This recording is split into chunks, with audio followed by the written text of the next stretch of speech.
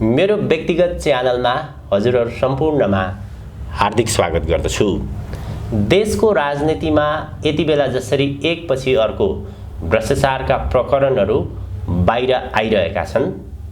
अहिले प्रधानमन्त्री पुष्पकमल दाहाल हुनुहुन्छ, उहाँ माओवादी पार्टीबाट हुनुहुन्छ। माओवादीको 32 सिट रहेको छ, तेस्रो दल छ। यदि नेपाली कांग्रेसले सरकारबाट समर्थन फिर्ता लियो भने यो सरकार ढल्ने अवस्था छ। यस्ता प्रकारका जटिल केसहरू प्रधानमन्त्री पुष्पकमल दाहालले कसरी ल्याउने हिम्मत गर्नुभयो? यस्ता प्रकारका घटनाहरू स्वाभाविक ढङ्गबाट अगाडि आइरहेको छ अथवा यसका पछाडि कुनै रणनीतिक स्वार्थ उद्देश्यहरू जोडिएका छन्। गएको जुलाई 1बाट चीनले नयाँ कानुन कार्यान्वयन गरेको छ, जुन कानुनले के भन्छ भने यदि चीनका विरुद्ध कुनै संस्था अथवा व्यक्तिले गतिविधि गर्यो भने अब चीनले सिधै प्रतिबन्ध लगाउने कानुन कार्यान्वयन गरिसकेको छ। आज म विशेष गरी यस्ता प्रकारका राष्ट्रिय अन्तर्राष्ट्रिय घटनाहरू जो बाहिरी सतही आँखाबाट हेर्दाखेरि सामान्य देखिन्छ, तर यसको भित्री कुराहरू हामीले आकलन गर्न सक्दैनौँ। यी विषयलाई मध्यनजर गर्दै नेपाल र विश्व भूराजनीतिको विषयमा अत्यन्त गहिरो सूक्ष्म ढङ्गबाट अध्ययन चिन्तन गर्ने व्यक्तित्व हुनुहुन्छ। नेपालको एकमात्र व्यक्तित्वभन्दा फरक नपर्ला त्यति गहिरो ढङ्गबाट उहाँले अध्ययन गर्नुहुन्छ।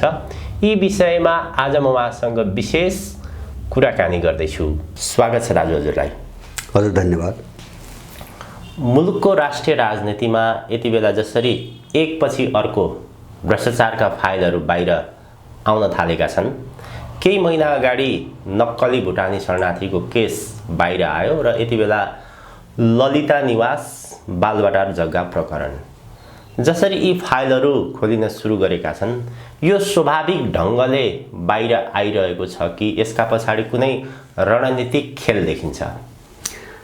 मैले यसलाई दुईटा पाटोबाट हेर्छु र मलाई लाग्छ सबैले यसलाई अलिकति यसको चाहिँ अब एउटा सार्वभौम पाटो के हो र यसको चाहिँ स्थानीय पाटो के हो, दुईटै पाटोबाट हेर्नुपर्छ भन्ने चाहिँ मलाई लाग्छ। जस्तो नेपालमा हामीले जे देखिरहेका छौँ केही समय यता, अथवा जुन सङ्कट झन्झन गहिरो हुँदै गएको छ दलाल कित्तामा, यो प्रवृत्ति नेपालमा मात्रै होइन, विश्वका धेरै देशमा यो देखिँदैछ। जुन देशहरूले नवउदारवादको नाममा अहिलेसम्म एउटा बजारवादी, उपभोक्तावादी अथवा चाहिँ व्यक्तिवादी चरम अराजक एउटा चाहिँ तपाईँको विचारको आधारमा राज्य प्रणाली अगाडि बढाए, त्यो एउटा दुर्घटनाको डिलमा चाहिँ पुग्दैछ अब जस्तो फ्रान्समा हामीले देखिरहेछौँ। फ्रान्स झन्नै थला परिसकेको अवस्था छ अहिले। अब चाहिँ सिङ्गो युरोपभित्र यो खालको नयाँ खालको एउटा जातीय द्वन्द्वको एउटा अवस्था सृजना भएको छ। त्यहाँको स्वरूप फरक छ यहाँको स्वरूप फरक छ। जस्तो मुद्दाहरू फरक छन्, आफ्ना विशिष्टता छन्, तर यिनको एउटा साझा चिज के हो, वैश्विक चाहिँ सार्वभौम चिज के हो भन्छ भने एउटा विकास प्रक्रियाको कोणबाट हेर्दाखेरि अहिलेसम्म जुन चिज थोपरियो जुन अमानवीय चिज थोपरियो, जुन चाहिँ तपाईँको कृत्रिम चिज थोपरियो, अथवा चाहिँ कुनै पनि देशको मौलिकता, त्यहाँको समाज, त्यहाँका मूल्य मान्यता विरुद्धमा थोपरियो, त्यहाँभित्र आएको एउटा सङ्कटको उपज हो पहिलो कुरा हाम्रो। त्यो चाहिँ अमेरिकामा पनि त्यही हो, युरोपमा पनि त्यही हो जो सङ्कट देखिरहेछौँ, र नेपालमा पनि त्यही हो। यसको एउटा पाटो।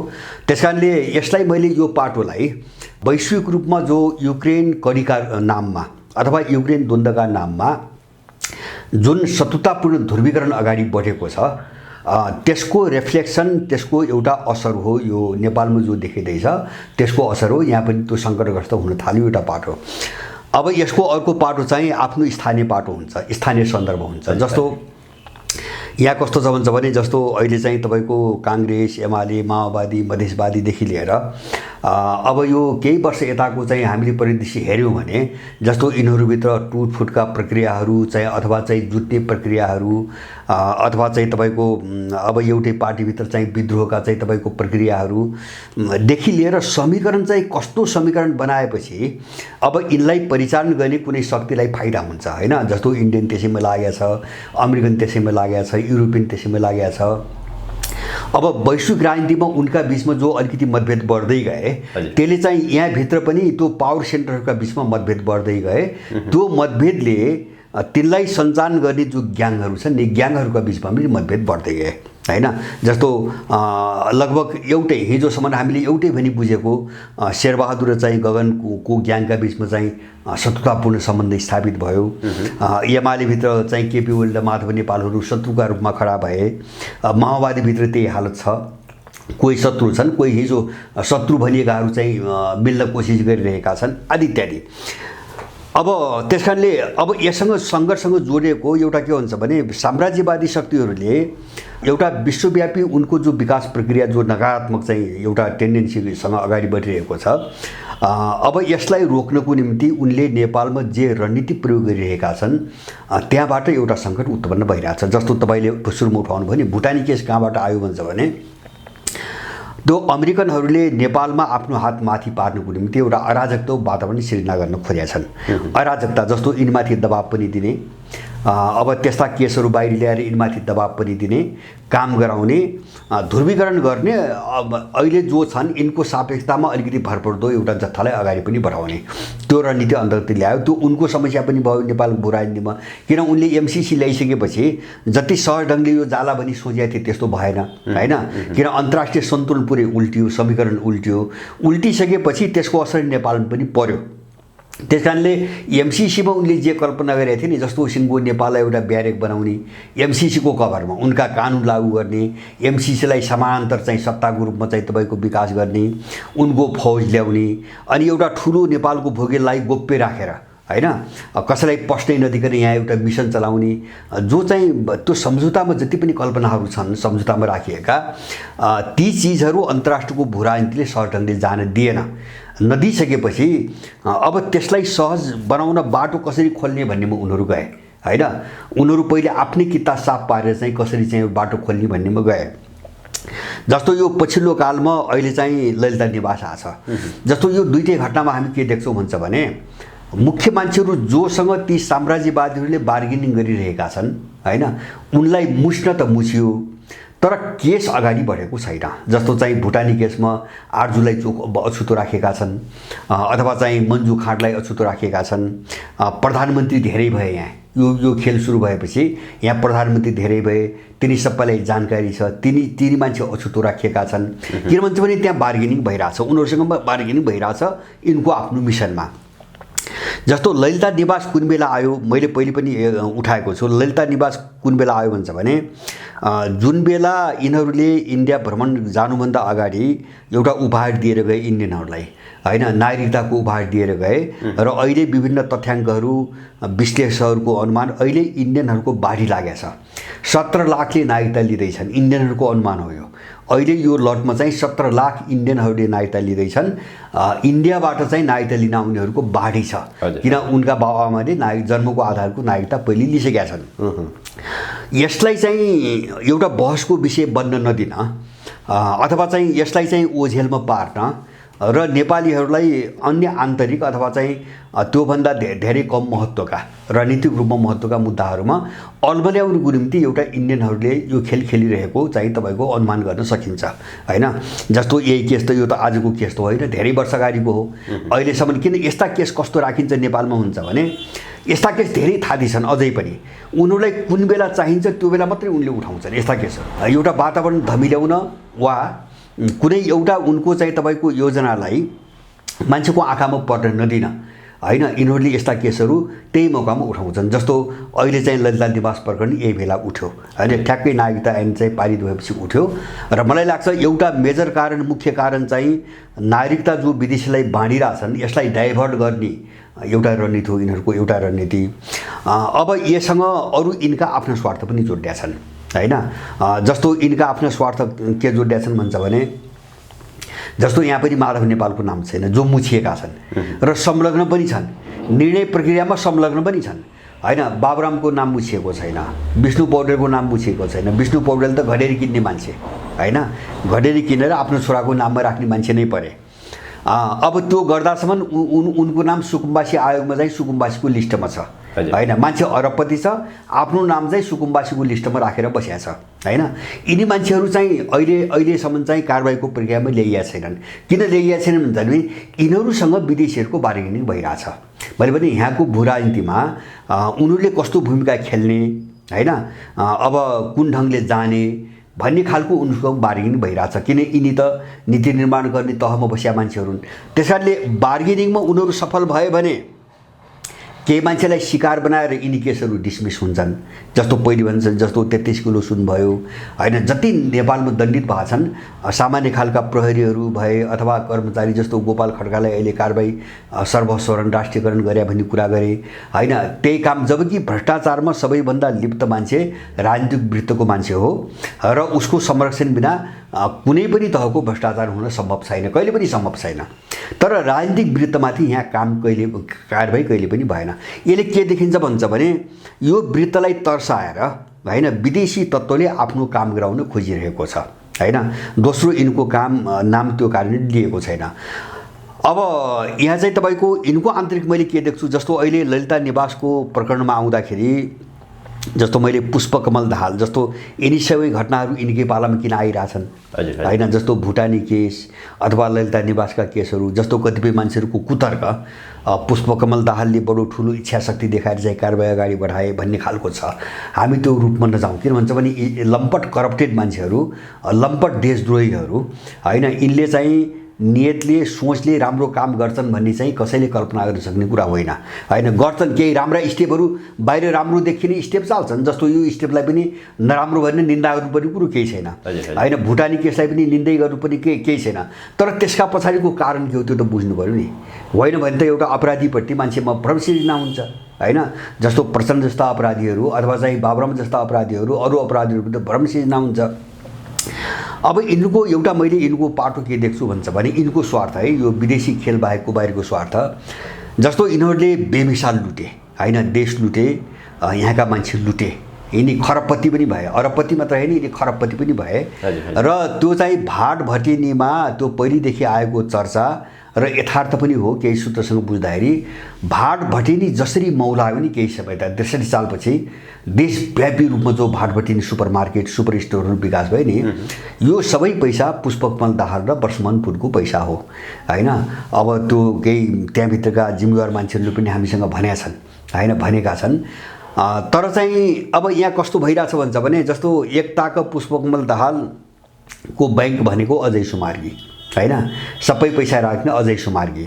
अहिले त्यो सम्बन्ध छैन होइन, देखिँदैन, सुनिँदैन, सम्बन्ध बिग्रियो, एक खालले बिग्रियो। जस्तो मिनबहादुर गुरुङसँग पनि त्यही हो, भाट भटिनीसँग पनि यिनले अरबौँ लगानी गरे। किन चाहिँ आफ्नो नाममा राख्नु भएन, यत्रो सम्पत्ति लुटेको छ, लगानी त अर्कैका नाममा गर्नु पर्यो होइन। काहीँ सेयर हाले पनि चाहिँ अर्कैका नाममा हाल्नु पर्यो। अब यो कस्तो हुन्छ भने अनि यो लुटेरा ग्याङ जो हुन्छ नि यो कमजोर हुँदै गयो भने जसले लगानी गरिदिएको हुन्छ नि उसले पैसा दिँदैन होइन। यो चाहिँ सबै ठाउँमा यस्तै हुन्छ। जस्तै भागभण्डाको केस मिलेन अथवा मिनबहादुर गुरुङले त्यसमा बेइमान गरे, कसरी बुझ्ने यसलाई? होइन, भागभण्डा यस्तो, भागभण्डा त जसले जति लगानी गरेका छ अब त्यो नमिल्न पनि सक्छ। नमिल्न कहाँ सक्छ भन्छ भने जस्तो लगानी त अर्काका नाममा छ होइन।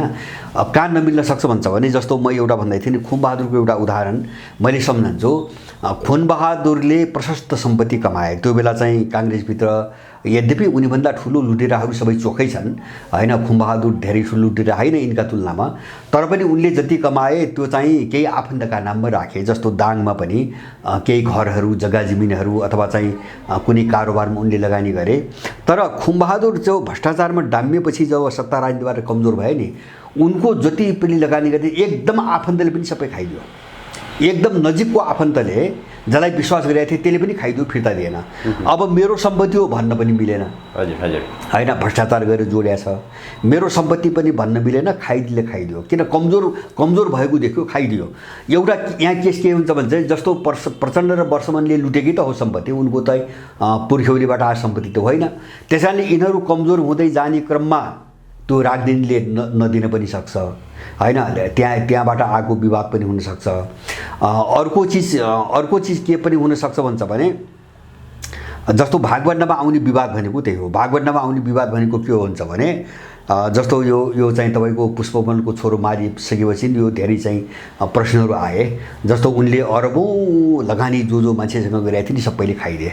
अब समात्ने ठाउँ कसैलाई पनि छैन होइन, समात्ने ठाउँ कहीँ पनि रहेन। अब यो हो एउटा आन्तरिक कोण यो हो मैले भन्न खोजेको। एउटा चाहिँ पुष्पकमलले जसको नाममा सम्पत्ति देश विदेशमा राखेका छन्, अब त्यो पैसा उनको हातमा फर्किने सम्भावना एकदम कम हुँदै गएको छ। त्यस कारणले त्यो कसरी असुल्ने एउटा पीडा उनको त्यो छ समस्या। जस्तो त्यो चाहिँ के हुन्छ भने जसले राखिदिएको छ उसलाई तर्साउने एउटा हतियार हो त्यो होइन। जस्तो मिनबहादुर गुरुङलाई पनि नछोडेपछि त अरू जसले राखेको छ ऊ पनि त तर्सिने भयो। तर्सिने र पैसा असुल्ने एउटा बेसो जस्तो मलाई लाग्छ। किन भन्छ भने सायद सम्भवतः पुष्पकमललाई अब म प्रधानमन्त्री फेरि बन्छु भन्ने आशा अब नहोला होइन। यो अन्तिमै हो उनी प्रधानमन्त्री बन्ने, सबै परिस्थिति त्यस्तो देखाइरहेछ। र अब झनपछि झन् कमजोर हुँदै नै जान्छन् होइन। समग्र देशको मान्छेको मनोविज्ञान हेर्दाखेरि पनि भोलि चुनाव भएछ भने पनि ऊ खुलिँदै जाने हो, उसको विस्तार अब चाहिँ हुँदैन भनिसकेपछि अब दिनदिन उनी कमजोर हुँदै गएका छन्। अब त्यो पैसा त मान्छेलाई फर्कान्न। एउटा त्यो पैसा कसरी असुल्ने भन्ने पाटो यिनको आफ्नो निजी स्वार्थको पाटो एउटा त्यो देखिन्छ। अर्को चाहिँ तपाईँको अस्तित्व रक्षाको प्रश्न देखिन्छ होइन। जस्तो चाहिँ अस्तित्व रक्षाको प्रश्न भनेको मैले त केही गरेँ नि भन्ने देखाउने होइन। त्यो गर्नुका पछाडि कारण अर्कै हुन्छ होइन। तर बाहिर मान्छेलाई देखाउँदा त मैले त गरेँ नि भन्ने देखाउने भयो। अनि त्यो देखाउने र जो चाहिँ उनीहरूको संगठनात्मक अस्तित्वमाथि चुनौती आइरहेछ यसलाई चाहिँ तपाईँको रोक्ने, कमसेकम पनि रोक्ने र कसरी जोगिने, सत्ता राजनीति भित्र एउटा चाहिँ अलिकति महत्त्व राख्ने एउटा शक्तिको रूपमा कसरी बाँच्ने भन्ने एउटा समस्या पनि छ। मैले भने दुई खालको समस्या। एउटा चाहिँ विदेशी खेल होइन, जस्तो यिनलाई प्रयोग गरिकन, जस्तो एक तरिका एउटा त मैले नागरिकता भने होइन, त्यसलाई डाइभर्ट गर्ने खेल हो यो होइन। यसको लगत्तै यो नागरिकताको लगत्तै आयो नि, नागरिकता वितरण सुरु हुने बित्तिकै तपाईँको आयो। दोस्रो चाहिँ के हुन्छ भने विदेशी शक्तिहरूले सुरु गरेको ध्रुवीकरण होइन, जो प्रतिकूलता उनको अगाडि चाहिँ विकास भइरहेछ यसलाई कसरी सहज बनाउने भन्ने खालको ध्रुवीकरणको निम्ति यहाँ यिनीहरूभित्रै यिनले लडाइरहेछन् होइन। जस्तो भुटानी केस त्यही हो होइन, मारामार त यिनकै बिचमा सुरु भयो। अब यो ध्रुवीकरणको दोस्रो चाहिँ तपाईँको प्रयास उनका पाटा र यिनको पाटो चाहिँ एउटा चाहिँ तपाईँको अस्तित्व रक्षाको प्रश्न भयो। अर्को चाहिँ तपाईँको अब यिनको जो लुटको सम्पत्ति हो नि, यो लुटेको सम्पत्ति कसरी जोगाउने फिर्ता गर्ने भन्ने एउटा ठुलो चुनौती यिनका अगाडि छ। यिनी विभिन्न कारणले आएका हुन् तर जो राजनीतिक वृत्तमा टचै गरेनन् यिनले छोएनन् नि। भुटानी केसमा पनि छोएनन्, माथिल्लो तहलाई यसमा पनि छोएका छैनन्।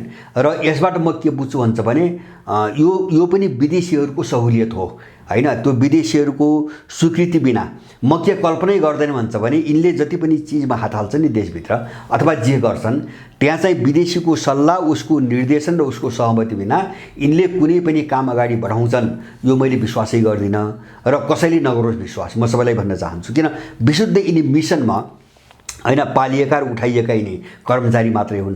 त्यस कारणले यो अहिले कर्मचारी तन्त्रमा चाहिँ तपाईँको अब गिरफ्तारी सुरु गर्ने पोलिटिकल वृत्तलाई चाहिँ तपाईँको छोडिदिने जो छ नि यो सबै विदेशी गेम हो यो। किन विदेशी कहाँ लागिरहेछ भन्छ भने पोलिटिकल वृत्तमा रहेका मान्छेहरूसँग बार्गेनिङ गरिरहेछ। अब तैँले काम गर्छ चाहिँ गर्दैनस् होइन, खलबल्यो नि शक्ति सन्तुलन खल गर्यो। अनि यो विश्वको ध्रुवीकरणले त के भयो भन्छ भने नेपालको भू राजनीतिमा अमेरिकन इन्डियन एउटा इन्ट्रेस्ट एउटा, अमेरिकनको अर्को, युरोपियनको अर्को, चिनिया अर्को, रसियन अर्को इन्ट्रेस्ट पनि देशमा चाहिँ फाट्न थाले यहाँ त। त्यसले गर्दाखेरि त्यो विभाजनले यिनीहरूभित्रै एउटा त गठबन्धनभित्रै र स्वयं पार्टीभित्रै पनि ध्रुवीकरण सुरु गर्यो। त्यस कारणले अब यो ध्रुवीकरणमा यिनीहरू सत्तामा रहने मान्छेहरूलाई प्रयोग गर्नको निम्ति जुन उसको प्रतिस्पर्धा छ त्यो प्रतिस्पर्धाले पनि काम गरिरहेछ। त्यो अर्थमा कतिसम्म जान्छ हेरौँ कतिसम्म जान्छ। र अहिले यिनले राजनीतिक वृत्तलाई छुँदैनन्। मलाई लाग्छ यिनीहरूले सरेन्डर गर्छन्, आत्मसमर्पण गर्छन्। आत्मसमर्पण गरेपछि राजनीतिक वृत्त बाहेक बाँकीलाई दण्डित गरेको नाटक गरेर, केहीलाई दण्डित गरेको नाटक गरेर यिनले सामसुम बार्छन्। अब तिनी कर्मचारी पनि कहाँ छन्, जो फसे नि जो पक्रिया छन् उनी पनि कहाँ छन् भन्छ भने यिनले फसाएका हुन्। पहल यिनको हो। जस्तो ललिता निवास भने पनि निर्देशन यिनकै हो, निर्णय यिनकै हो, त्यो त सबै थाहा छ। जस्तो मिनबहादुर गुरुङलाई पनि प्रचण्डको पैसा, वर्षमनको पैसा अथवा माओवादीहरूको पैसा सबै थाहा छ। तर थाहा भए पनि त मैले उनको पैसा राखिदिएको थिएँ भन्न त यिनलाई पनि नमिल्ने भयो अब होइन। त्यो अर्को अपराध हुन्छ होइन। अब बदला लिउँ भने पनि चाहिँ नसक्ने अवस्थामा छन्। कमजोर जस्तो अवस्थामा कर्मचारीले जो गरे त्यो त गरे नि त, गैर कानुनी एउटा अपराध त गरे, देशविरुद्ध अपराध त गरे ललिता निवास प्रकरणमा। अब त्यो अपराध मैले चाहिँ फल्नाले भनेर गरे हुँ भन्ने बित्तिकै त्यो गरेको स्वीकार हुन्छ। अब त्यो भन्न सक्ने हालतमा पनि यिनी छैनन्। नभइसकेपछि त्यही कमजोरीबाट फाइदा उठाएर आफू जोगिने, बचाउ गर्ने र चाहिँ तपाईँको अब यो केस चाहिँ डिसमिस गर्ने एउटा खेल अगाडि बढिरहेछ। तर मेरो एउटा विश्वास के हो भन्छ भने होला यसलाई चाहिँ एउटा कोणबाट चाहिँ अब टुङ्ग्याएको नाटक गर्लान्। तर यस्ता घटनाहरू नेपालमा अब बढ्दै जान्छन् किन विकासको प्रक्रियाको कोणबाट होइन। जो विकासको रुझान मैले हेर्छु नि, समाज विकासको जो रुझान छ नेपालमा पनि विश्वमा पनि, त्यो रुझानले के भन्छ भने यिनको कित्ताभित्र गहिरो सङ्कट सुरु भयो। त्यो चरण त्यो एउटा प्रक्रियामा गइसक्यो। त्यो प्रक्रियालाई, वस्तुगत प्रक्रियालाई रोक्ने सामर्थ्य यिनीसँग हुँदैन। यस्ता घटनाहरू भोलि पनि आउँछन्। र मैले सुनेको के हुन्छ भने एनसेलको काण्ड बाहिर आउँदैछ अरे होइन। त्यो तयारीमा एनसेल कम्पनी छ। किन भन्छ भने उसँग यिनले 16 अरब रुपियाँ खाएका छन् होइन। त्यो चाहिँ नेपाललाई मार्न उसले तिर्नुपर्ने जो कर थियो 62 अरबभन्दा बढीको कर, त्यो कर यिनले 28 अरबमा झारे। उसँग 16 अरब खाएर झारे। तर अहिले त्यो मुद्दा चाहिँ एनसेलले हार्यो। सिङ्गापुरमा हारिसकेपछि अब ठुलो चाहिँ तपाईँको दण्डमा परिरहेछ। त्यसको बदलामा यिनी सबैलाई नङ्ग्याउँछु भनेर चाहिँ एनसेलका मान्छे लागिरहेछन् र त्यसमा पनि त्यसलाई अमेरिकनहरूले एकदम समातिरहेछन् भन्ने केही सूचना आइरहेछन्। किन भन्छ भने त्यो काण्ड पनि समातेर यिनलाई थप च्याप्ने। जस्तो भुटानीबाट त यिनको घाँटी त अठ्याए होइन। अब एनसेल पनि हतियार प्रयोग गर्ने र कसरी काम गराउने भन्नेमा गइरहेछन्। माने मैले भन्न खोजेको यस्तो अपराध विदेशीले धेरै गराएको छ, यिनीहरूलाई धेरै गराएको छ। अब तिनी घटना एकपछि आउँछन् किन सङ्कट बढ्यो। त्यो सङ्कटले चाहिँ यिनलाई चाहिँ त्यस्ता घटनाहरूमा फसाउँदै जाने हो। त्यसकारणले यसबाट यिनीहरू उम्किन सक्ने सम्भावना मैले देख्दिनँ।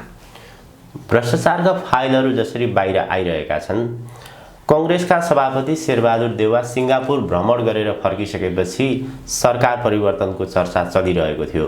तर एकाएक यो ललिता निवास बालवाटार जग्गा प्रकरणको फाइल बाहिर आयो। त्यसपछि सरकार परिवर्तनको केस मत्थर भयो। यो किन मत्थर भयो, यो फाइल किन खोलियो, यसका पछाडिका जो विदेशी इन्ट्रेस्टको कुरा गर्नुभयो नि, सरकार परिवर्तन तत्कालको लागि चाहिँ किन रोक्यो खास? अब यस्तो छ, जस्तो मैले पहिले पनि सायद तपाईँसँग भनेको थिएँ, जस्तो अहिले नेपालको भू राजनीतिमा यति बेला अमेरिकन र इन्डियनहरूको साह्रै नाङ्गो र चर्को प्रतिस्पर्धा देखिन्छ अहिले होइन। जस्तो भुटानी घटनापछि यहाँ के भयो भन्छ भने देउबाको गुट, काङ्ग्रेसभित्र देउबाको गुट, पुष्पकमल, केपी ओलीहरू सबै इन्डियन शरणमा गएका छन्।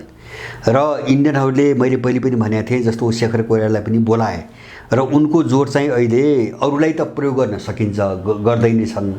जस्तो उनले चाहिँ आधिकारिकै मान्छेले धेरै पटक भने हाम्रो निम्ति यति बेला सबैभन्दा कम्फर्टेबल व्यक्ति भनेको पुष्पकमल दाहाल हुन् र उनकै नेतृत्वमा सरकार नै हाम्रो निम्ति सबैभन्दा सुविधाजनक छ उनले भन्दै पनि आएका छन्। किन पुष्पकमल दाहाल को हो भने उनी राम्ररी बुझ्छन्, 10 वर्ष बालेको कारणले पनि राम्ररी बुझ्छन् उनी। र अब उनी कम्फर्टेबल भएकै कारणले उनले नागरिकता ऐन पनि प्रमाणीकरण गरे दिल्ली जानुभन्दा अगाडि। र यता अर्को चाहिँ तपाईँको के छ भन्छ भने जस्तो अमेरिकनहरूले भुटानी केसबाट यो चाहिँ शेरबहादुर ग्याङलाई पन्छाएर तपाईँ यो गगनहरूको ग्याङ उठाउन थालेपछि होइन, इन्डियनहरूले त्यसबाट फाइदा उठाएर चाहिँ यो पुरानो दलाल कित्तालाई चाहिँ तपाईँको जोड्ने कोसिस गरिरहेका छन्। जस्तो काङ्ग्रेसभित्र शेरबहादुर र चाहिँ शेखर कोइरालाको गुट लगभग एक ठाउँमा छ अहिले। यो भुटानी घटनापछि एक ठाउँमा छ। त्यो इन्डियनहरूले गराएका हुन् किन यिनीसँग भेटघाट पनि भयो। अब पुष्पकमल अनुकूल नै छन् होइन, उनी सबैको निम्ति अनुकूल छन्। उनी बाटोको निम्ति जसले जे भन्छ त्यो काम गर्नुपर्ने अवस्थामा छन्। अब यो भुटानी केस चाहिँ केपी ओलीलाई पनि छोएको छ होइन, उनकी श्रीमतीको पनि नाम आएको छ। पुष्पकमल पनि पोलिएका छन् होइन, गिरफ्तार भएका केही मान्छेबाट उनी पनि पोलिएका छन्। यसले गर्दाखेरि अब यसबाट जोगिनको निम्ति पनि उनीहरू कुनै अर्को अन्तर्राष्ट्रिय शक्तिको शरणमा जानै पर्ने अवस्था छ र यो फाइदा इन्डियनले उठाइरहेछ। अब जस्तो तपाईँले सिङ्गापुर भन्नुभयो, यो के हुनसक्छ एउटा भन्छ भने जस्तो सिङ्गापुर पनि यही छलफल हो, अरू केही पनि होइन। यिनले उपचारको नाटक गरून् वा कुनै भेटघाटको नाटक गरून् वा कुनै नेपालीले निम्ता पठाएको बाहिर देखाउने त बहाना त केही त बनाउँछन् नै यिनीहरूले होइन। तर चाहिँ सबै काम चाहिँ त्यो विदेशीसँग सरसल्लाह गर्ने काममा गएका हुन्छन्। र शेरबहादुर जस्तो मिडियामा आइरहेको छ नि अहिले चर्चा, यसलाई अलिकति भरपर्दो बनाउनुको निम्ति जस्तो अमेरिकन खेल सफल भयो भने हामी पनि साह्रै ठुलो अप्ठ्यारोमा पर्छौँ भने इन्डियनले पनि बुझेको छ होइन। जस्तो यो पुरानो किताबमा इन्डियनको जुन लगाम छ नि, त्यो लगाम त गगन थापा अथवा घन्टीवालाहरूसँग त्यो लगाम त छैन। सम्पर्क होला तर लगाम त छैन होइन। अब त्यो लगामै नभएको मान्छे त चाहिँ आफ्नो हातमा त रहँदैन। त्यसैले उनको जोड के छ भन्छ भने अहिले शेखर र चाहिँ देउबाको ग्याङ जोडाउने र अहिले जो गठबन्धन भनेको छ नि यसलाई चाहिँ जोगाइराख्ने, यसलाई चाहिँ बचाइराख्ने भन्ने खालको इन्डियन रणनीति देखिन्छ।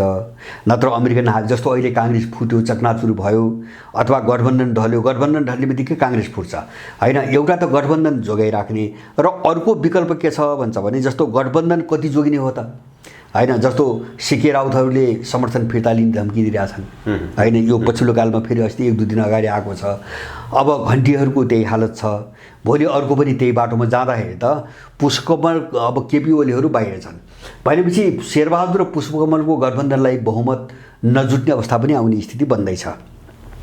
त्यस्तो बेला के गर्ने होइन। त्यो भयो भने हुने के त भन्दाखेरि अर्को विकल्पमा तपाईको जस्तो अहिले इन्डियनहरूको जोड चाहिँ तपाईको काङ्ग्रेस र एमालेको नेतृत्वको सरकार त्यो गठबन्धन बनाउने पनि अर्को एउटा छलफल गृहकार्य भएको छ। मिडियामा धेरै कुरो आइसकेको छ। इन्डियनको चाहना अहिले चाहिँ यिनलाई जोगाउने, किन उनको निम्ति विकल्प छैन अरू अहिले। उनको निम्ति विकल्पै छैन। किन भन्छ भने उनको निम्ति गगन र घन्टीहरू त्यसमा प्लस सिके राउतहरूको टिमले सरकार बनाउने स्थिति आयो र बाइचान्स काङ्ग्रेस चाहिँ तपाईँको फुट्यो, देउबा ग्याङ कमजोर भयो। किन भन्छ यो पछिल्लो ट्रेन्ड मैले के हेर्दैछु हुन्छ भने काङ्ग्रेसभित्र हिजो चाहिँ त्यो संस्थापन पक्षका भनिएका अलिकति उमेर गएकादेखि लिएर धेरै मान्छेहरू झनपछि झन् चाहिँ तपाईँको शेरबहादुरको विरुद्धमा बोलिरहेको मैले सुन्दैछु।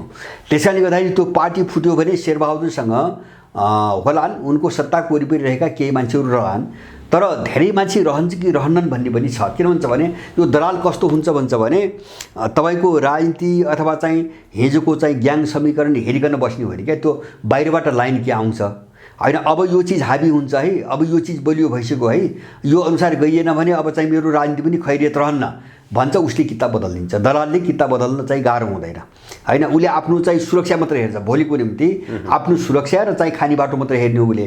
अहिले काङ्ग्रेसभित्रको समीकरण चाहिँ बडो नाटकीय ढङ्गले उल्टिरहेको छ। अब यो खतराको सूचक हो। त्यस कारणले गर्दाखेरि शेरबहादुर काङ्ग्रेस फुट्यो भने शेरबहादुरकै हातमा कति मान्छे रहने हुन् होइन। त्यो कुरामा नै उनीहरू आफै विश्वस्त छैनन्। त्यसले गर्दाखेरि केपी ओली प्लस शेरबहादुरको गठबन्धनमा एउटा सरकार बनाउने हो भने अब त्यो अलिकति केही समय टिक्न सक्छ भनी चाहिँ लेखालोखामै इन्डियनहरू गएको चाहिँ तपाईँको देखिन्छ। त्यस कारणले विकल्प दुईवटा विकल्पमा अहिले इन्डियनको एउटा चाहिँ यो गठबन्धन चाहिँ बहुमतकै रूपमा कसरी जोगाउने होइन, दोस्रो चाहिँ यो रहेन भने एमाले र काङ्ग्रेस जोडेर चाहिँ तपाईँको कसरी बहुमत पुर्याउने होइन। त्यसमा भोलि होला अब प्रचण्डलाई पनि सामेल गर्लान्, केही उपाय लागेन भने जस्तो केपी ओलीलाई ल्याउनुको निम्ति प्रचण्डलाई पनि त्यहाँ समर्थनमा जोड्लान्, त्यो आफ्नो ठाउँमा छ। तर चाहिँ अमेरिकनहरूको मुभ योभन्दा बेग्लै देखिन्छ होइन। र उनीहरू कहाँ छन् भन्छ भने जस्तो अहिले पछिल्लो कालमा मैले त्यसलाई मान्छेले धेरै महत्त्व दिएका छैनन् कतिपय मान्छेहरूले, तर यो रसियनहरूको जो नेपालमा विकास र साझेदारीको प्रस्ताव भनेर आयो, उनीहरूले गएको जेठमा अब वैशाखमा पठाए, 21 गते पठाए, जेठ 5 सम्म त्यसको जवाब मागे, यिनले जवाब दिएनन्। नदिएपछि अस्ति 9 जुनका दिन उनले फेरि दोहोऱ्याएर पठाए होइन। यसको भूराजनीतिक अर्थ बुझ्ने मान्छेले आफ्नै ढङ्गले लगाओस्, मेरो अनुरोध थियो होइन। रसियनहरूले कुनै देशमा चाहिँ लगानी गर्न अथवा चाहिँ केही सहयोग गर्नुको निम्ति पठाएको प्रस्तावलाई दोहोऱ्याएर फेरि पठाउँछ भने रसियनहरू एउटा रणनीति एउटा मिसनमा आइरहेछन्, उनीहरू छोड्दैनन् भन्ने कुरा क्लियर छ। अब यो त सबै अमेरिकनले हेरिरहेछ होइन। चिनिया त छ पहिलेदेखि होइन। अब रसियन पनि आयो, जबरजस्त रूपमा आइरहेछ रसियन पनि, र इन्डियनहरूसँग एक खालका अन्तर्विरोध छन् उनका। अब यो चाहिँ बडो अप्ठ्यारो ठाउँमा अमेरिकनहरू अहिले छन्। त्यस कारणले गर्दाखेरि नेपालको कस्तो हो भन्छ भने परिस्थिति कस्तो छ नेपालको भन्छ भने मैले सुरुको कुरा जोड्छु।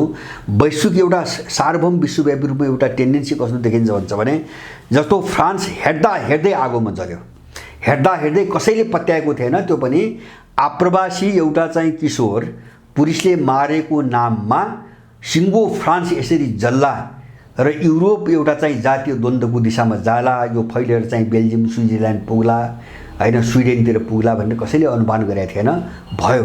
किन भन्छ भने त्यो भित्र वस्तुगत रूपमा त्यो वातावरण तयार भइसकेको हुन्छ। नेपाल त्यस्तै हो। नेपाल के हुन्छ भने एउटा हामीले कतिखेर चाहिँ कल्पनै नगरेको अकल्पनीय एउटा परिदृश्य हामीले देख्नुपर्छ, त्यो अहिले अनुमान गर्न सक्ने अवस्था छैन, तर त्यसको परिवेश निर्माण भइसकेको छ नेपालमा। त्यसैले यिनी यस्ता घटनाहरूले कतिखेर कहाँ पुर्याउँछन् कसलाई अहिले चाहिँ ठ्याक्कै यकिन गर्न सक्ने अनुमान चाहिँ मैले देख्दिनँ। नेपालको आन्तरिक राजनीतिमा विशेष गरी अन्तर्राष्ट्रिय शक्तिहरूको जो चासो र सक्रियता देखिन्छ, विशेष त अहिलेको वर्तमान सरकारले BRI र रुसको साझेदारी र विकासको प्रस्तावलाई बेवास्ता गरेको देखिन्छ। यो अवस्थामा चाहिँ यसले उत्पन्न गर्ने परिणाम, BRI कार्यान्वयन गर्न पनि सरकारले तत्परता देखाएन, रुसको विकास र साझेदारी प्रस्तावलाई पनि उसले पन्छ्याउन खोज्यो भने, जस्तै रुस र चीन चाहिँ यहाँबाट निस्किन्छ, अमेरिकनहरू, इन्डियन र अमेरिकनहरू हाबी हुन्छ, अथवा त्यसको परिणाम चाहिँ कस्तो हुन्छ? अब हेर्नुहोस्, मैले त बारम्बार भनेको छु, जस्तो बाहिर हेर्ने मान्छेहरू अब बोक्रामा हेर्ने, रूपमा हेर्ने धेरै मान्छेहरूले यस्ता मान्छेहरू छन् जसले चाहिँ पश्चिमी शक्ति अझै छ, अमेरिका भनेको महाशक्ति हो, कहाँ त्यसै सितिमिति ढल्छ आदि इत्यादि धेरै कुराहरू गर्छन्। म तपाईँलाई जो कुरो उठाउनु भयो, अहिले चाहिँ जस्तो प्रत्येक देश, संसारको प्रत्येक देश यो कि त्यो बाहेक तेस्रो चाहिँ तपाईँको चाहिँ कुनै पनि बिन्दुमा टेक्न सक्ने अवस्था अब छैन, रहेन। विश्व त्यहाँ गयो, मैले त्यो बुझ्छु। मैले दुईवटा उदाहरण मात्रै दिन्छु अहिले। जस्तो यो गएको मार्चमा, यही 2023 को मार्च 31 तारिकका दिन रुसले आफ्नो नयाँ विदेश नीति भनेर चाहिँ एउटा नीति सार्वजनिक गरेको छ होइन। अब त्यो नीतिमा उसका धेरै कुरा छन्, जस्तो विदेश नीति, रुसी विदेश नीति निर्धारण गर्ने चाहिँ मापदण्ड आधार के होइन, उनले धेरै कुरो गरेका छन्। तर त्यसमा चाहिँ दुईटा महत्त्वपूर्ण चिजहरू छन्, एकदमै महत्त्वपूर्ण चिज। म अरूमा डिटेलमा जान चाहन्न। एउटा चाहिँ उनले के भनेका छन् भने रुसको विदेश नीति निर्धारणमा उनीहरूले केन्द्रमा राखेको एउटा मुद्दा छ, रुसी सभ्यता, संस्कृति र परम्परागत मूल्यहरू होइन, यससँग नबाझिने विदेश नीति। रसियन त्यहाँ गयो। अब त्यो भने प्रष्ट अब रसियन पहिचानको कुरा आयो है, त्यहाँ रसियन पहिचानको कुरा आयो। दोस्रो के छ भन्छ भने संसारको जो समस्या अहिले हामीले देखिरहेछौँ नि, एउटा विस्फोटक अवस्थामा जो जाँदैछ, यसको कारण चाहिँ पश्चिमा दुनियाँ हो र पश्चिमा दुनियाँ चाहिँ एउटा अन्त्यको दिशातिर अगाडि बढ्यो। यो विश्व अशान्तिको र विश्वभरि चाहिँ जति द्वन्द्व छन् यसको स्रोत पश्चिमी जगत हो। यो दुईटा चाहिँ साह्रै महत्त्वपूर्ण कुराहरू उसले गरेको छ। म चीनको अब एउटा अर्को कुरा गर्छु। चीनले अस्ति चाहिँ 1 तारिक, यो जुलाई 1 तारिकदेखि लागू हुने गरी गएको जुनको अन्त्यमा चीनको नयाँ अन्तर्राष्ट्रिय सम्बन्धको कानुन इतिहासमा पहिलोपटक, चिनिया इतिहासमा पहिलोपटक एउटा कानुन पारित गरेको थियो र त्यो अस्ति चाहिँ 4 दिन अगाडि 1 जुलाईबाट लागू भयो, कार्यान्वयन भयो। र त्यो कार्यान्वयन भएको लगत्तै आज मात्रै समाचार आछ। आज मात्रै मैले रुसी मिडियामा समाचार पढेँ। त्यो समाचारमा के भन्छ भने चीनले जो चाहिँ यो माइक्रोचिप्स उत्पादनको निम्ति जुन कच्चा सामग्री निर्यात गर्थ्यो अमेरिकालाई, त्यसमाथि प्रतिबन्ध लगाइदियो। अब चीन एक्सनमा गयो। किन भन्छ भने अमेरिकाको जस्तो सेटेलाइट भए अथवा चाहिँ तपाईँको हवाईजहाजहरू भए, युद्ध विमानहरू भए, जस्तो मोबाइल भए, कम्प्युटर भए, त्यसमा चाहिँ प्रयोग हुन्छ, जो चाहिँ चिप्स प्रयोग हुन्छ जसलाई सेमिकन्डक्टर भन्छन्। त्यो उत्पादन गर्ने कच्चा पदार्थको 45% भाग अमेरिकाले चीनबाट आयात गर्थ्यो। अमेरिकाको 45%, त्यसमाथि चीनले हिजोबाट प्रतिबन्ध लगाइदियो। भनेपछि अब उनीहरू आक्रमणमा उत्रिसके होइन। जस्तो चीनले पनि आफ्नो नयाँ चाहिँ अन्तर्राष्ट्रिय जो कानुन भनेको छ नि, त्यो कानुनमा मैले भने रुसले जे कुरा गरेको छ त्यस्ता आफ्नो सन्दर्भमा धेरै कुरा गरेको छ। जस्तो चीनको सार्वभौमसत्ताका कुरा छन्, अखण्डताका कुरा छन्, अब विश्व सहअस्तित्वको र सहअस्तित्वका कुराहरू छन्, आदि इत्यादि धेरै चिज छन्। यो दायराभन्दा बाहिर गएर हामीले अब विदेश नीति स्वीकार गर्दैनौँ भनेका छन् उनले। उनी एक्सनमा गइ नै हाले होइन, हिजोदेखि एक्सनमा गए। अब त्यो 45% कच्चा पदार्थ अमेरिकाले कहाँबाट आपूर्ति गर्ने होइन, भनेपछि अमेरिका थला पर्न सुरु गरिसक्यो। भने विश्वको भू राजनीति कहाँ गयो भन्छ भने अब चाहिँ त्यो चाकडी चाप्लुसी हुन्छ नि बाहिर, जस्तो यहाँको दलालले गरिरहेको छ नि, काम एउटाको गर्ने, CIA र EU को काम गर्ने, पैसा खाने, अनि चाहिँ बाहिर मुखले चाहिँ तिमी पनि मित्र शक्ति हौ, तिमी पनि मित्र देश हौ, हाम्रो चाहिँ प्रगाढ मित्रता छ भनेर चाप्लुसी गर्ने हैन, चीन र रुससँग चाप्लुसी गर्ने, तर उनका जरा काट्ने हैन। जस्तो BRIसँग सम्झौता त यिनले गरे हो नि, त किले रोके? त अमेरिकनले रोकाए, इन्डियनहरूले रोकाए, सम्झौता गर्ने कार्यान्वयन नगर्ने हैन। जस्तो मैले पाएको एउटा जानकारी, नारायण काजीलाई हैन वार कि पारको एउटा जवाब माग्नु निम्ति बोलायो अहिले चिनियाहरूले, कार्यान्वयन गर्ने कि नगर्ने यति जवाब दियो हामीलाई। उनीहरू छोड्नेवाला छैनन्, अब आइसके। जस्तो मलाई के विश्वास भन्छ भने भएका सम्झौता अथवा चाहिँ भोलि हुने सम्झौता हैन, सबै देश हाम्रा मित्र देशहरू हुन् भन्ने भावना राखिकन अगाडि बढेनन् भने अब यिनीहरूले अर्को पक्षबाट हैन जे बेहोर्नुपर्छ नि त्यो बेहोर्नुपर्ने समय आइ नै सक्यो। किन रुस र चीनको विदेश नीतिले त्यहाँ पुर्याइदियो यिनीहरूलाई। अब मैले त्यति भन्न खोजेँ हो। त्यस कारणले यहाँ चाप्लुसी गरेर, चाकरी गरेर हैन, चौकीदारीको गरेर एउटा कसैको चौकीदारी गर्ने, अर्कोसँग चाहिँ के अरे चाहिँ चिल्ला मिठा कुरा गरेर यो चल्ने अवस्था छैन। न विश्वको भूराजनीतिले त्यो अनुमति दिन्छ, न नेपालको भूराजनीतिले त्यो अनुमति दिन्छ। एउटा डरलाग्दो सङ्कटमा यिनीहरू फसे अब, र अस्तित्वको एउटा डरलाग्दो सङ्कटमा यिनीहरू गए। त्यस कारणले मलाई के लाग्छ भन्छ भने विश्व चाहिँ दुई फ्याक भयो। जस्तो अन्तर्राष्ट्रिय सम्बन्ध भनेपछि संसारलाई, संसारका सबै देशहरूमा एउटा सम्बन्धलाई चाहिँ नियमन गर्ने त अन्तर्राष्ट्रिय सम्बन्ध त्यही नीति हो। अब चीनले पनि आफ्नै जारी गर्यो, इतिहासमा पहिलोपटक कानुन बनायो हैन। अब रुसले चाहिँ तपाईँको मार्चमै गरिसकेका हो भनेपछि अब यो यिनको यो नीति र यिनी दुवै कहाँ विरुद्धमा छन् भन्छ भने पश्चिमाहरूको जो एउटा उनको मूल्य भन्छ नि, त्यो विशेष गरिकन युरोपियन G7 भनौँ प्रष्ट रूपमा भन्दाखेरि G7 गुटभित्रका जो पश्चिमी पुँजीवादी विकसित देशहरू छन् उनले चाहिँ भ्यालु, उनको भ्यालुले भ्यालु बेस्ड वर्ल्ड अर्डर हैन, उनका मूल्य, उनका सिद्धान्त, उनका मूल्य, उनका संस्कार, उनका संस्कृति, उनका विचार संसारले बोक्नुपर्ने हैन। अब उनी चाहिँ त्यही रुल बेस्ड वर्ल्ड अर्डर भनेर उनीहरू अन्तर्राष्ट्रिय सम्बन्धको व्याख्या हेर्न आउँछन्। अब नेपालमा एउटा क्राइसिस त आइगयो नि। अब उनी आफ्नो चाहिँ रुलमा आधारित अन्तर्राष्ट्रिय सम्बन्धको कुरा गर्न आउँछन्। अब चीन र रुसले त्यसलाई ठाडो चाहिँ तपाईँको काउन्टर गरेर, इन्कार गरेर ल बेस्ड, त्यो पनि राष्ट्रसङ्घले जे अन्तर्राष्ट्रिय कानुनहरू बनाएको छ त्योभन्दा बाहिरबाट अन्तर्राष्ट्रिय सम्बन्ध चल्नै सक्दैन, हामी स्वीकार गर्दैनौँ भने आइसक्यो। त टक्राउ त आइसक्यो नि। अब टक्राउ त आइसक्यो। जस्तो यिनीहरूले अहिलेसम्म बोकेको त पश्चिमा रुलमा आधारित चाहिँ सबै मूल्य मान्यता, जस्तो सुरक्षाको क्षेत्रमा, राजनीतिमा चाहिँ, अर्थतन्त्रमा अथवा विदेश नीतिमा, सबै शिक्षा, स्वास्थ्य सबैतिर प्रयोग गरे त पश्चिमा मूल्यहरू हो।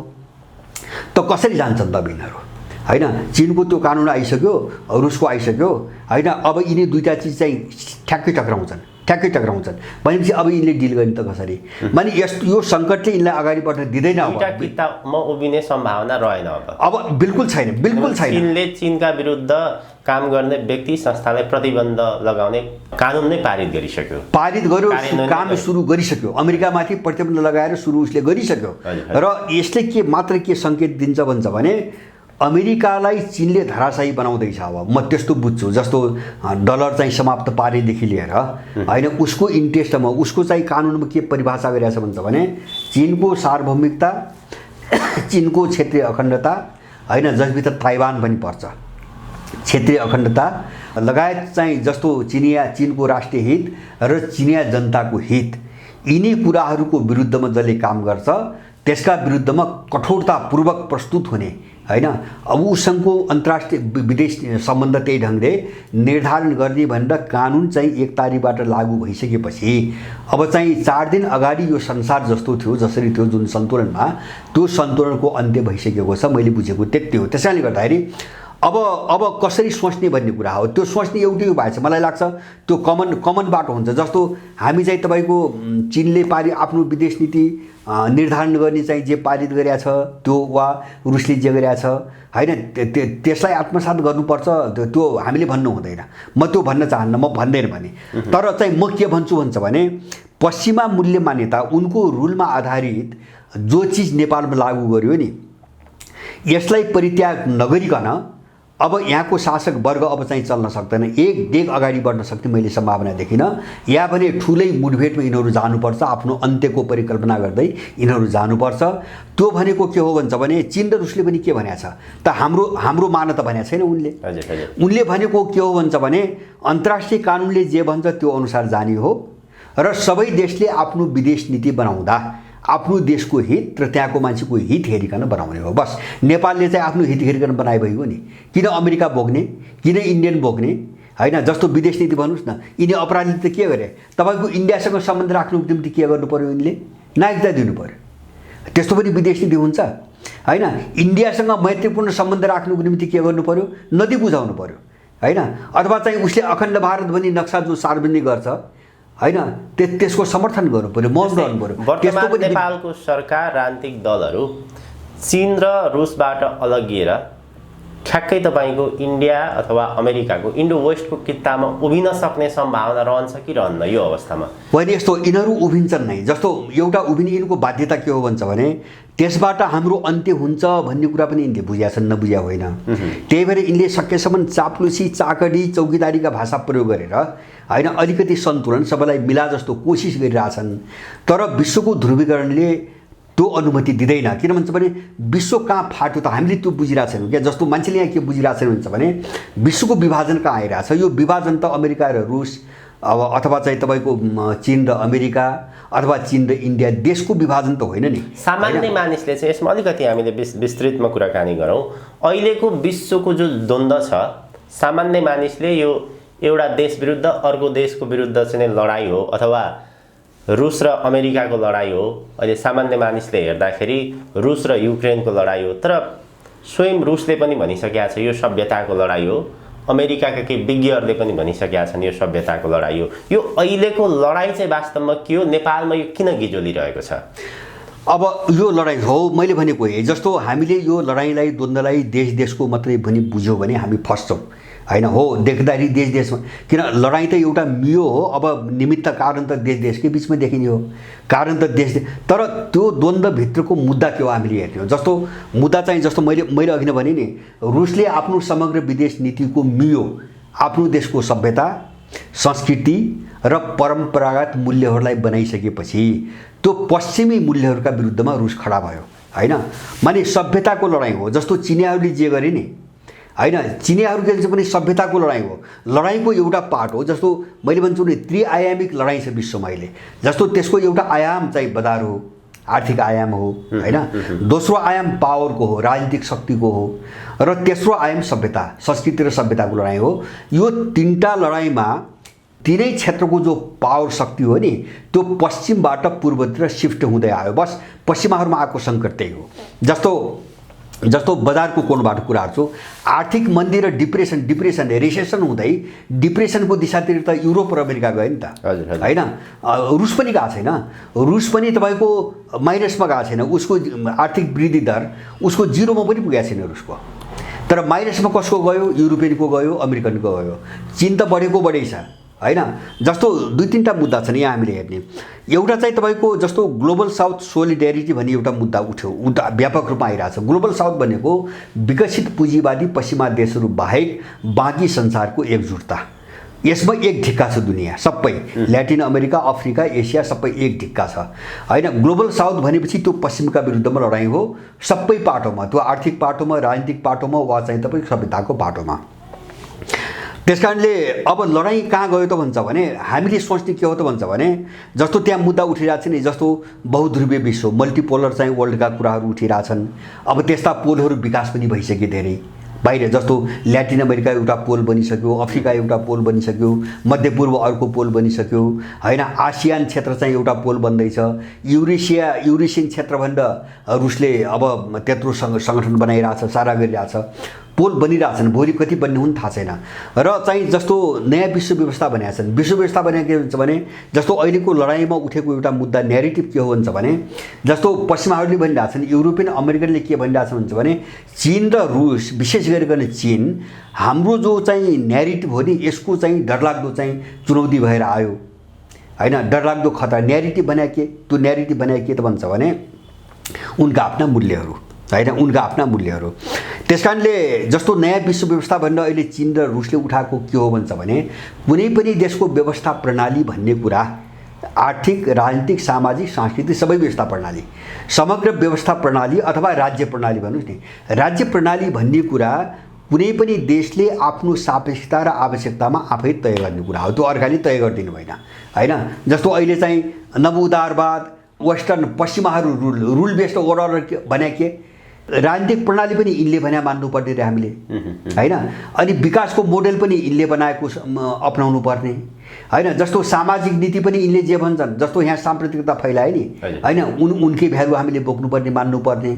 जस्तो शिक्षा, स्वास्थ्य उनकै चाहिँ तपाईँको भ्यालु उनकै रुलमा जाँदाखेरि सारा व्यापारीकरण भएर स्वाहा भयो। शिक्षा, स्वास्थ्य, सुरक्षा नीति सबै उनको मान्नुपर्ने। लडाइँ यहाँ हो।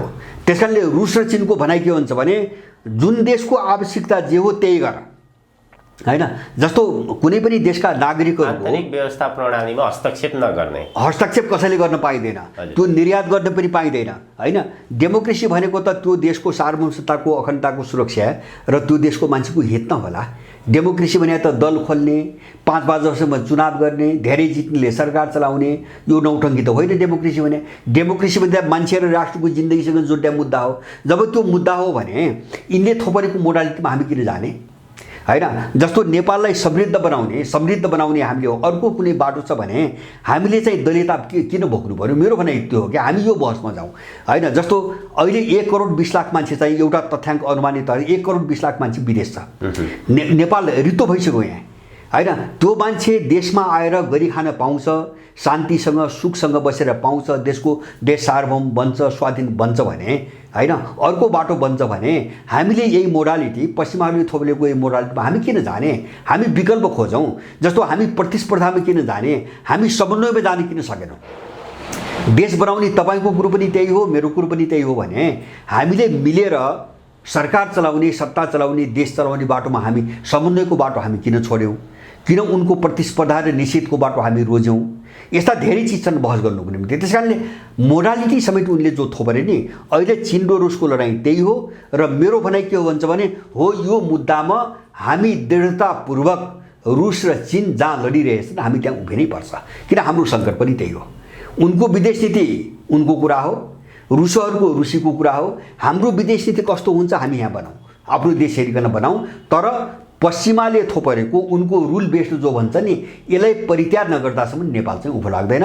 यस कोणबाट मैले यो विश्वको जो ध्रुवीकरण युक्रेन द्वन्द्व भन्छ नि त्यो द्वन्द्व हाम्रो पनि लडाइँ हो है, म त्यो पनि भन्छु, हाम्रो पनि लडाइँ हो।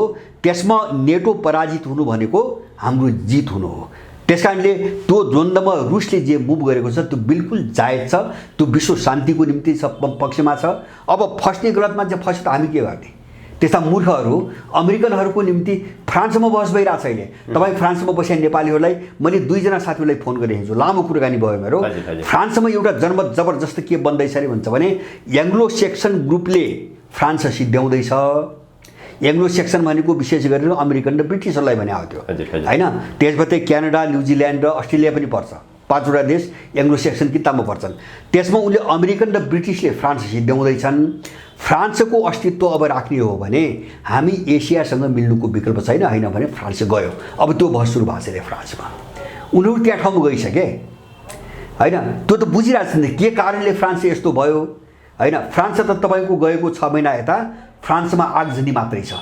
सुरुमा चाहिँ मन्दीका विरुद्धमा ज्याला वृद्धिको माग गरे, महँगी घटाउने माग गरे, त्यो अहिले पनि रोकिया छैन। त्यसपछि पेन्सनको उमेरको विरुद्धमा आगो बल्यो फ्रान्समा, त्यो अहिलेसम्म चलिरहेछ।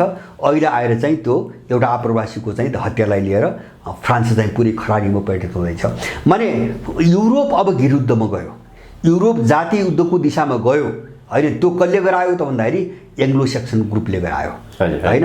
यही चाहिँ नवउदारवादी मूल्य मान्यताले गरायो। त्यो त मान्छेले बुझ्न थाल्यो नि। अब हामी बुझ्ने कि नबुझ्ने त? देश यस्तो हामी केमा गर्व गर्छौँ भने क्या मैले भने यहाँका मान्छेहरूलाई मेरो प्रश्न, हामी केमा गर्व गर्छौँ? देश यस्तो भयो होइन, आधा जनसङ्ख्या नेपालभित्र छैन गयो। अब सबै मान्छे चाहिँ देश विदेशीले भर्न थाले त हामी केमा गर्व गरिरहेका छौँ? केलाई प्रजातन्त्र भनिरहेका छौँ, केलाई उपलब्धि भनिरहेका छौँ? यो त अपराधीले बोल्ने भाषा हो होइन। त्यही साम्राज्यवादीले चलाएको कुतत्वले बोल्ने भाषा हो यो। त्यसैले यिनी सबै विषयमा हामी अलिकति राम्रोसँग सोच्ने ठाउँमा पुग्यौँ भने मलाई लाग्छ यहाँ जबरजस्त लडाइँ हुन्छ। अब लडाइँ सुरु पनि गर्नुपर्छ र त्यसको निम्ति हामीलाई अगाडि बढ्ने र जित्ने वातावरण एकदम अनुकूल भएर गइरहेछ। मैले बुझेको सारमा यति हो। हामी कार्यक्रमको लगभग अन्त्यतर्फ छौँ। यति बेला विश्वको भूराजनीतिक सङ्कटमा नेपालका शासकहरू फस्दै गएको देखिन्छ। अब जो अर्को एउटा विश्वको 1991 पछि उदाएको अमेरिकाको एकल साम्राज्यवाद, उसले त्यो अस्तित्व कायम राख्न चाहन्छ, त्यो रोक्न त खोज्छ। अब त्यस्तो अवस्थामा चाहिँ त्यसले उत्पन्न गर्ने परिणाम, अथवा अमेरिकाले पनि त त्यो उसको विश्वको एक छत्र राष्ट्र सहजै तरिकाले छोड्दैन, त्यो प्रयास पनि गरिरहेको छ। गएको जुन 20 देखि 24 सम्म भारतीय प्रधानमन्त्री नरेन्द्र मोदी अमेरिकाको भ्रमण गर्दै गर्दाखेरि त्यो दृश्यहरू पनि देखिए, त्यो सम्झौतामा त्यस्तो प्रकारको चाहिने सङ्केतहरू पनि देखियो। के हुन्छ अब? यस्तो जस्तो अमेरिका रहन्छ कि रहँदैन, म एउटा उदाहरणबाट मैले बुझाउँछु। जस्तो भुइँचालो आयो भने तपाईँको त्यो जग्गैबाट जब हल्लिन्छ नि, त्यो भवन रहन्न ढल्छ, सबै तलैबाट जान्छ।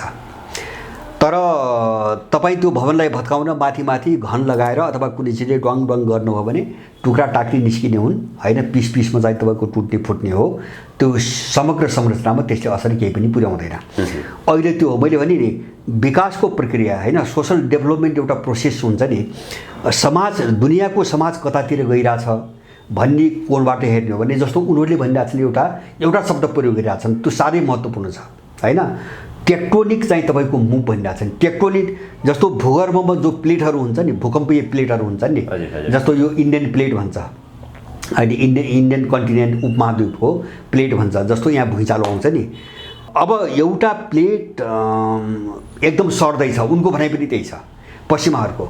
एउटा चाहिँ तपाईँको भूगर्भीय प्लेट होइन आफ्नो ठाउँ छोडेर अर्को ठाउँमा मुभ गर्दैछ भनेपछि यो भयङ्कर डरलाग्दो उथलपुथलको समय हो। यो कुरो उनी आफै पनि स्वीकार गरेका छन्। आफै यो टेक्टोनिक परिवर्तनको स्थिति आयो विश्वमा भने उनी आफै पनि भनिरहेछन्। मैले यो कोणबाट भन्दा अमेरिका अब कुनै पनि हालतमा टेक्दैन होइन। किन भन्छ भने उसको जोग जग्गा नि त्यो सबैतिरबाट एकदम भत्किसक्यो। जस्तो तपाईँको डलरको प्रभुत्व नम्बर 1 होइन, ऊ टेकेको मलाई अमेरिकन साम्राज्यवादको प्रभुत्व यदि कुनै चिजले जोगाएको छ भने त्यो डलर मात्रै हो होइन, अन्तर्राष्ट्रिय मुद्राको डलर। त्यसमा चाहिँ जबरजस्त चुनौती आयो। कतिसम्म आयो भन्छ भने कुनै बेला 1998-99 को बेला डलर सञ्चित विश्वभरि 90% हुन्थ्यो अन्तर्राष्ट्रिय कारोबारमा। अहिले त्यो 58 भन्दा तल आइसक्यो। नम्बर 1 एउटा उदाहरण। दोस्रो चाहिँ ऋणको कुरा गर्नुहुन्छ भने अस्ति चाहिँ ऋणको चाहिँ एउटा सिलिङ बढाउने भनेर लामो विवाद भयो अमेरिकामा। मुस्किलले डेमोक्रेटिक रिपब्लिक एउटा सहमतिमा आए र झन्डै 350 खरब अरबको कुरा होइन 35 ट्रिलियन 31.45 ट्रिलियन त पहिले नै थियो।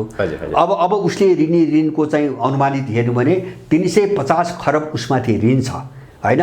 अब त्यो ऋण अमेरिकाले चुक्ता गर्न दशकौँ लाग्छ।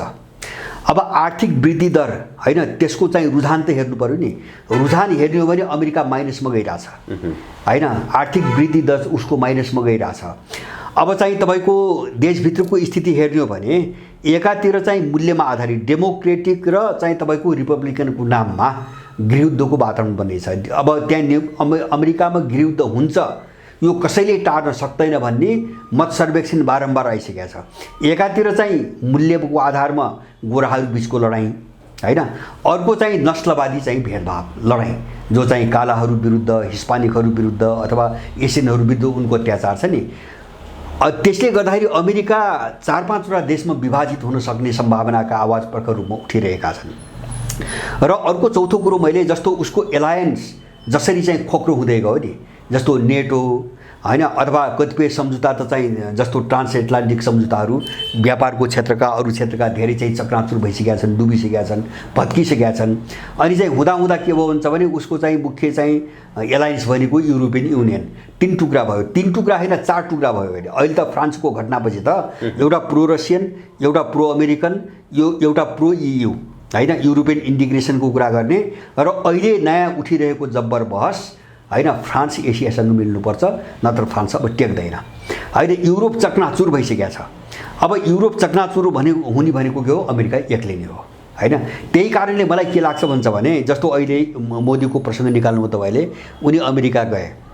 अमेरिकाले दुईवटा महत्त्वपूर्ण चिजमा चाहिँ तपाईँको सम्झौता गरेको छ संयुक्त वक्तव्यमा हेर्दा।